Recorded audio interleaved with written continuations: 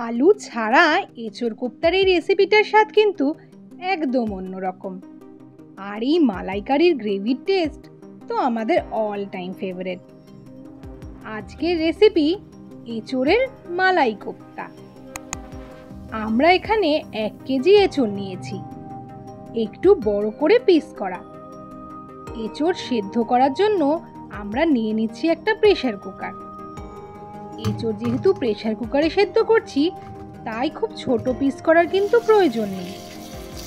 এবার প্রেসার কুকারে পরিমাণ মতো জল আর সাথে অবশ্যই স্বাদ অনুসারে নুন আর সামান্য হলুদ দিয়ে 3 থেকে 4টে সিটি দিয়ে নিন। এক্ষেত্রে এঁচোড় কতটা নরম তার উপর কটা সিটি দেবেন সেটা ডিপেন্ড করবে।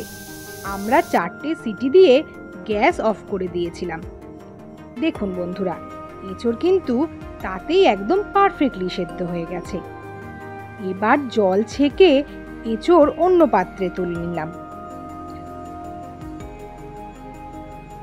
এঁচোড়ের কোপ্তা বানানোর জন্য এঁচোড়ের সাথে দিয়ে দিন স্বাদ অনুযায়ী নুন, 1 চামচ কাশ্মীরি লঙ্কার গুঁড়ো, 1 চামচ রোস্টেড জিরে আর ধনে গুঁড়ো, 1/2 চামচ গরম মশলা, 1 চামচ চিনি। আর এবার দিয়ে দিন একটা পাতিলেবুর রস। লেবুর রসই কিন্তু এই কোপ্তার একটা সিক্রেট ইনগ্রেডিয়েন্টস বলতে পারেন। এরপর অ্যাড করুন 4 চামচ ছাতু। এবার এঁচোড়ের সাথে সব মশলাগুলো ভালোভাবে মেখে নিন। এখন অবশ্যই খেয়াল রাখবেন এঁচোড়ের বড় দানাগুলো যেন না থাকে। এখানে আপনারা স্ম্যাশারও ইউজ করতে পারেন। এবার সামান্য ঝালের জন্য আমরা দিয়ে দিচ্ছি 1 চামচ গোলমরিচ গুঁড়ো, 1 চামচ মিহি করে কাটা কাঁচা লঙ্কা। আপনারা আপনাদের স্বাদ অনুযায়ী ঝালের ব্যবহার করবেন। এঁচোড় ভালোভাবে মাখা হয়ে গেলে দেখে নিন এইরকম কোপ্তার আকার নিচ্ছে কিনা, মানে বাইন্ডিং ঠিক আছে কিনা। প্রয়োজনে আরো সামান্য ছাতু অ্যাড করতে পারেন। এবার হাতের তালুতে সামান্য তেল নিয়ে ঠিক এইভাবে কোপ্তাগুলো বানিয়ে ফেলুন। হাতে সামান্য তেল মাখিয়ে নিলে কোপ্তাগুলো বানাতে কিন্তু খুব সুবিধে হবে। ঠিক একইভাবে সবকটি কোপ্তা বানিয়ে ফেলুন।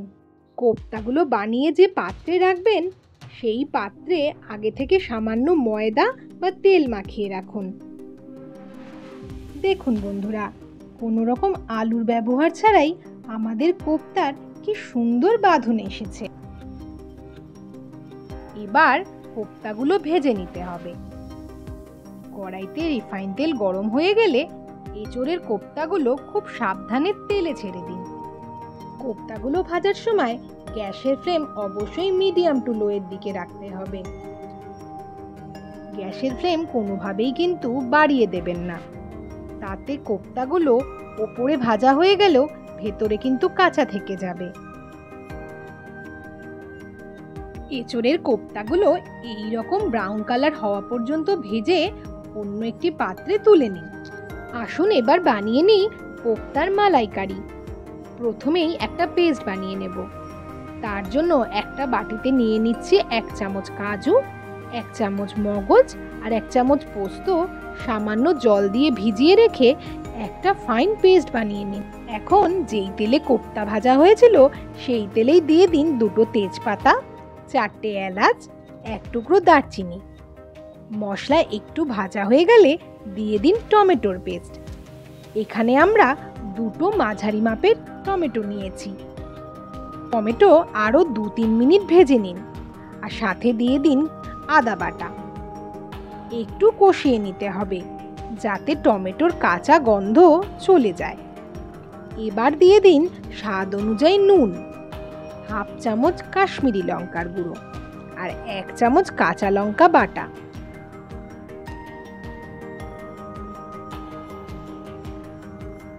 মশলা ভালো করে কষিয়ে নিয়ে দিয়ে দিন কাজু, মগজ আর পোস্তর বাটা।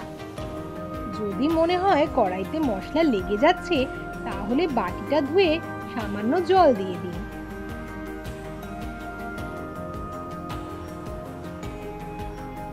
সাথে দিয়ে দিন 1 চামচ চিনি।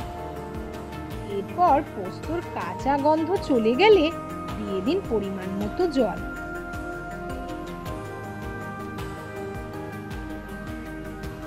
এখন গ্রেভি ফুটে গেলে গ্যাসের ফ্লেমটা কমিয়ে দিন। এবার অ্যাড করুন 1 বাটি ফ্রেশ ক্রিম। যে কোনো রান্নায় দুধ বা ক্রিম অ্যাড করার সময় ওভেনের ফ্লেমটা অবশ্যই কম করে নেবেন। সাথে দিন 1/2 চামচ গরম মশলা। এখন এই গ্রেভিতে কোপ্তা দিলেই কিন্তু রেডি হয়ে যাবে আমাদের এঁচোড়ের মালাই কোপ্তা। তবে তার আগে দিয়ে দিন সামান্য বাটার, আর এবার দিয়ে দিন ভেজে রাখা কোপ্তাগুলো। এখন গ্রেভিতে কোপ্তাগুলো 2 মিনিটের মতো ফুটিয়ে নিন। খুব বেশিক্ষণ ফোটানোর কিন্তু প্রয়োজন নেই। 2 মিনিট পরেই কোপ্তা কিন্তু একদম তুলতুলে নরম হয়ে যাবে। ভাত হোক বা পোলাও, রুটি হোক বা পরোটা, সবকিছুর সাথেই কিন্তু একটা দুর্দান্ত যুগলবন্দি হতে পারে এই নিরামিষ এঁচোড়ের মালাই কোপ্তা। আলু ছাড়া নিরামিষ এই এঁচোড় মালাই কোপ্তা অবশ্যই বাড়িতে ট্রাই করে দেখুন। ভিডিওটা কেমন লাগলো তা আমাদের কমেন্টে জানাতে ভুলবেন না কিন্তু বন্ধুরা। আর ভালো লাগলে লাইক শেয়ারের পাশাপাশি কেয়ারা ফুডিজের ইউটিউব চ্যানেলটিকে সাবস্ক্রাইব করার অনুরোধ রইল। টিল দেন ভালো থাকুন, সুস্থ থাকুন।